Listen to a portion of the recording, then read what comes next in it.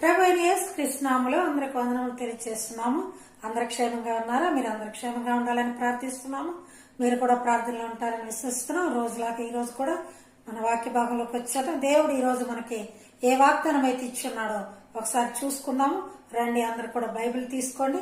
2వ రాజుల గ్రంథము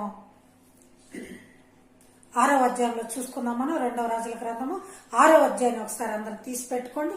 ఈలోపు ప్రభుని స్తుతించుకొని తర్వాత మన వాక్య భాగంలోకి వెళ్ళిపోదాము. నీకు సహాయము చేయువాడు సదాదుకొనువాడు ఆయనే. నీకు సహాయము చేయువాడు సదాదుకొనువాడు ఆయనే. ఆధారము ఆదరణ ఆయనలో, ఆధారము ఆదరణ ఆయనలో. దేవుని యందు నిరీక్షణ నుంచి ఆయనను స్తుతించున ప్రాణమా. దేవుని యందు నిరీక్షణ నుంచి ఆయనను స్తుతించున ప్రాణమా. తల్లి తన బిడ్డను మరచినను మరువడు నీ దేవుడు నిన్ను. తల్లి తన బిడ్డను మరచినను మరువడు నీ దేవుడు నిన్ను. తల్లి కన్నా తండ్రి కన్నా ఉత్తముడు, తల్లి కన్నా తండ్రి కన్నా ఉత్తముడు. దేవుని యందు నిరీక్షణ నుంచి ఆయనను స్తుతించున ప్రాణమా. అవును తండ్రి, నాకు సహాయం ఇచ్చేవాడు నీవేనయ్యా. నీ సహాయం లేకపోతే ఈ లోకంలో మేము జీవించలేము. రండి వాక్య భాగంలోకి వెళ్ళిపోదాం. 2వ రాజుల గ్రంథము 6వ అధ్యాయంలో ఎలీషా ప్రవక్తకి రెండంతల పాళ్ళు, రెండంతల శక్తిని ఏలే దగ్గర నుంచి పొంది ఉన్నాడు ఆయన. ఆ శక్తి కొలది ఆయన చేసిన ఎన్నో మహిమ ఆశ్చర్య కార్యములు, అద్భుతాలు మనం చూసుకుంటూ ఉన్నాం. అయితే ఈ రోజున మరి ఆయన దగ్గర ఉండే కొంతమంది ప్రవక్తలు మరి అక్కడ వాళ్ళు ఉండే స్థలము సరిపోక, అయ్యా మేము యోర్దానికి వెళ్ళి అక్కడ దూలాలు తీసుకుపోయి, ఇక్కడి నుంచి దూలాలు తీసుకుపోయి అక్కడ ఒక నివాసం వేసుకొని మేమందరం అక్కడ ఉంటాము, ఇక్కడైతే స్థలం సరిపోవట్లేదు అని చెప్తున్నారు. చూడండి పిల్లరా, అప్పుడు ఎలీషా గారు సరే దానికి ఒప్పుకున్నారు. సరే వెళ్ళమన్నారు. మరి బయలుదేరారు. వాళ్ళు కూడా బయలుదేరినప్పుడు మరి వారిలో ఆ ప్రవక్తలలో ఒక ఆయన, అయ్యా మేము వెళ్ళట్టు కాదు, మీరు కూడా మాతో రండి. చూడండి ప్రియులారా, దేవుని సేవకులని చాలా మంది ఇండ్లకు పిలవాలంటే భయపడుతూ ఉంటారు. వాళ్ళు వస్తే కొంచెంసేపు సమయం కేటాయించాలి, వారికి కొంచెం మర్యాదలు చేయాలి, ప్రార్థన చేయించుకోవాలి, ఇంకా అనేకం ఉంటాయి. ఎందుకంటే దేవుని బోధకులు లేదా దేవుని సేవకులు వచ్చినప్పుడు వారికి వలసిన మర్యాదలో కొంత టైం పడుతుంది కనుక చాలా మంది పిలవరు. కానీ ఇక్కడైతే ఒక ఆయన పిలిచాడంట. మరి రండి చదువుకున్నాం. 3వ వచనంలో, ఒకడు దయచేసి నీ దాసులమైన మాతో కూడా నీవు రావాలని కోరుకున్నాను.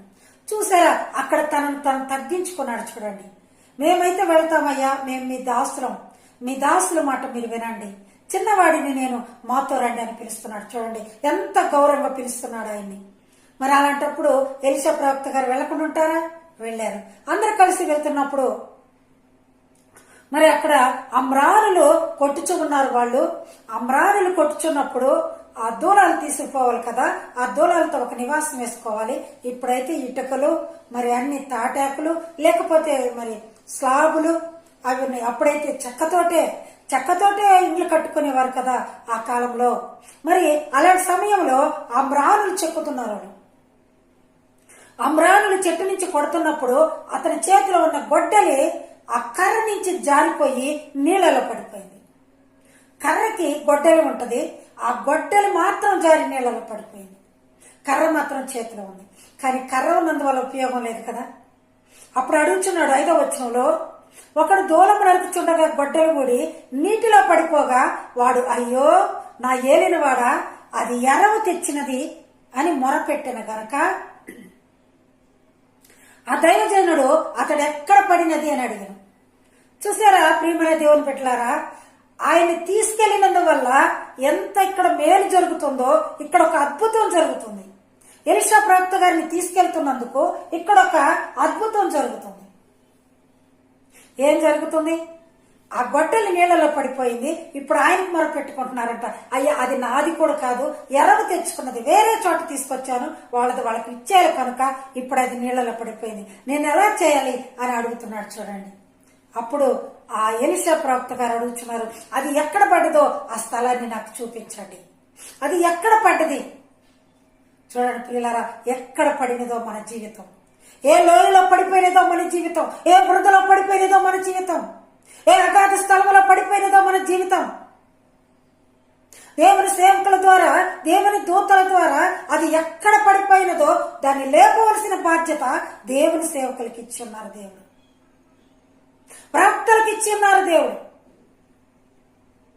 అప్పుడు చెప్పినప్పుడు ఆ స్థలమును చూపించగా అతడు కొమ్మ ఒకటి నరికి నీళ్లలో వేయగా గొడ్డలు తేలిను. చూడండి పిల్లలారా, మన వల్ల అవుతుందా? అసలు గొడ్డలు ఎంత బరువు ఉంటుంది? ఆ నీళ్ల కొమ్మ, ఆ చెట్టు కొమ్మని ఒకటి ఆయన తీసుకొని ఎలీషా ప్రవక్త నీళ్లలో వేయగా అది పడిన చోటు మాత్రమే, పక్కన కాదు, అటువైపు కాదు, ఇటువైపు కాదు. నీవెక్కడ పడతావు, నీవు ఏ పాపంలో కూరుకుపోతున్నావు, ఆ పాపంలో నుంచి లేపేదానికి దేవుడు చూస్తూ ఉన్నాడు నీకోసం. నీళ్లలో పడిపోయింది, ఎక్కడ పడిపోయిందయ్యా? అలాని చోట పడిపోయింది. ఆ చోట్లోనే ఆకు వేయి. ఆకు ఎంత బరువు ఉంటుంది? చెట్టు కొమ్మ ఎంత బరువు ఉంటుంది? చిన్న కొమ్మ ఉంటుంది, చిన్న ఆకులు ఉంటాయి, ఆకులు ఎంత బరువు ఉంటాయి చూడండి. ఆకులు వేయగానే అడ్డుగున ఉన్న గొడ్డలి పైకి లేచి వచ్చి అన్ని ఆకుల పైన నిలబడిపోయింది. పైకి లేచి వచ్చి ఆకుల పైన నిలబడిపోయింది. చూడండి, దేవుని మహత్కార్యాలు ఎంత గొప్పగా దేవుని సేవకుల ద్వారా అవి బయలుపరచబడుతున్నాయి. ఎలీషా ప్రవక్త ద్వారా ఆ కార్యాన్ని అక్కడ జరిగించాడు దేవుడు. అది పైకి తేలినప్పుడు అతడు దానిని పట్టుకొనమని వానితో చెప్పగా, పట్టుకోయ్యా, ఇక బయటకు వచ్చేసింది, పట్టుకో, జారిపోయిన జీవితం వరకు చాలు, ఇక పట్టుకో, దానిని జాగ్రత్తగా పట్టుకో, ఇక విడిచిపెట్టద్దని చెప్పేశాడు దేవుడు. నిజంగా నీ జీవితం జారిపోయి ఉంటే, గొడ్డలి చెట్ల వేరున పెట్టి ఉన్నది, అది పనికిరాని ప్రతి చెట్టుని, ఫలించని ప్రతి చెట్టుని నరికి అగ్నిలో, మరి ఆరని అగ్నిలో పడవేయబడునని యోహాన్ గారు చెప్పి ఉన్నారు, బాప్తిస్మం ఇచ్చే యోహాన్ గారు న్యూ టెస్టిమెంట్ లో. అలాగే ఆ గొడ్డలి ఆ యొక్క పనికిరాని వాటినన్నిటిని నరికి వేస్తున్నప్పుడు, ఆ పాపపు జీవితంలో ఉన్న మ్రానులంటే ఒక మనిషి జీవితమునకు సంబంధించినది, నరికివేటువంటి విడదీయటం, పాపము నుంచి విడదీయటం, మరి ఒక చోట పెట్టడం అంటే నివాసం అంటే పాపము నుండి బయటకు వచ్చేసి మంచి నివాసం అంటే క్రొత్త జీవితం. మారాలి మారాలి మనసే మారాలి, మారిన మనసు దేవునికిస్తే ఫలితం ఉంటుంది. ఆ మారిన మనసు తీసుకెళ్లి దేవునికి ఇవ్వటానికి ఇంకొక నివాసం ఏర్పరచుకుంటున్నారు. మాతో కూడా రా అని అక్కడ ప్రవక్తల దగ్గర ఉన్న, ఆ ఎలీషా ప్రవక్త దగ్గర ఉన్న వాళ్ళలో, ఆ ప్రవక్తలో ఒక ఆయన అడిగాడు, మాతో కూడా రా. దేవుని శక్తి అది, దేవుని శక్తి, దేవుని దూతలంటే దేవుని శక్తి అది. ఎలీషా ప్రవక్త రెండంతల శక్తి ఉన్నది ఆయనకి.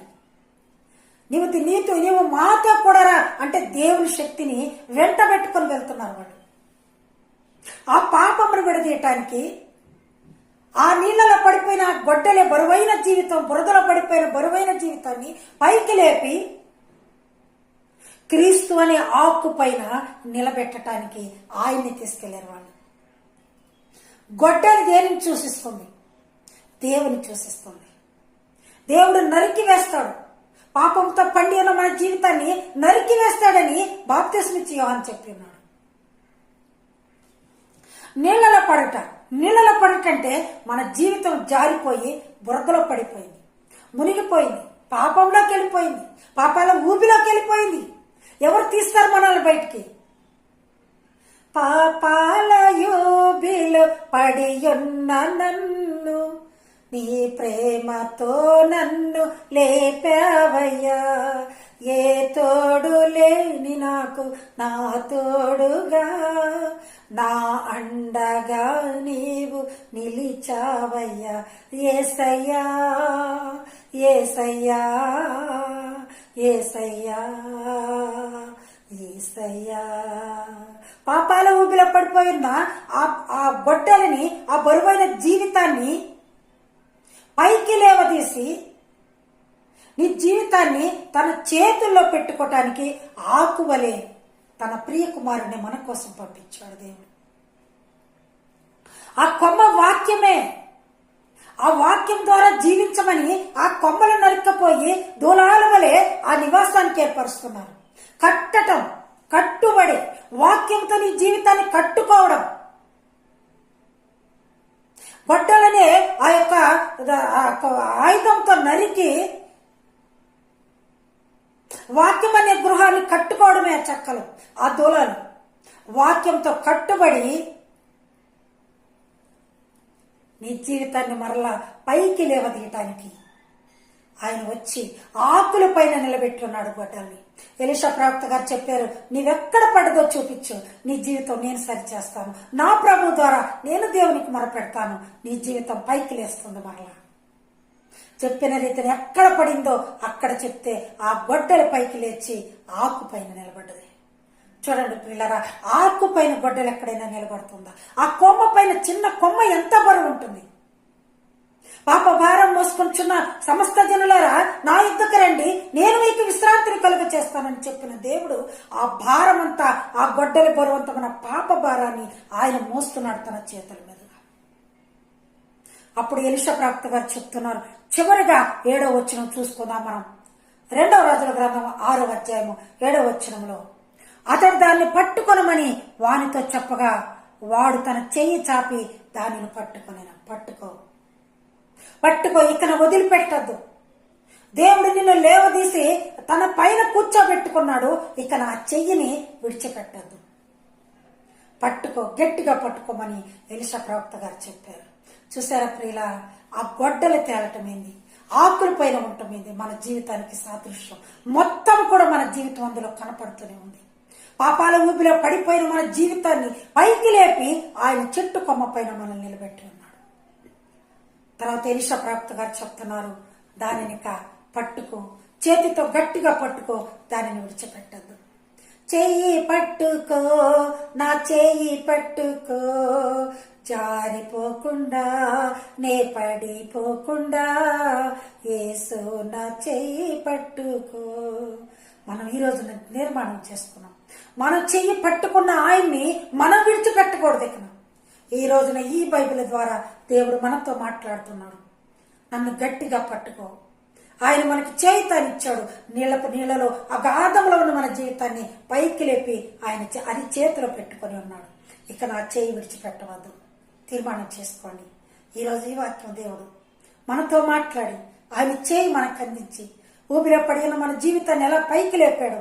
ఎలీషా ప్రవక్త ద్వారా ఆ కార్యము అద్భుతం ఎలా చేసింది మనకు చూపించారు. ఈ రోజు దేవుడు ఈ వాక్యం ద్వారా మనకు తెలియపరిచినందుకు ఆయనకి కృతజ్ఞతలు చెల్లించుకుంటూ వింటున్న మిమ్మల్ని అందరినీ కూడా దేవుడు దీవించి ఆశీర్వదించును గాక. మీరు కూడా ఆయన చేయి విడిచిపెట్టవద్దు. ఆయన్ని నిత్యం స్తుతించండి. God bless you all. Thank you very much.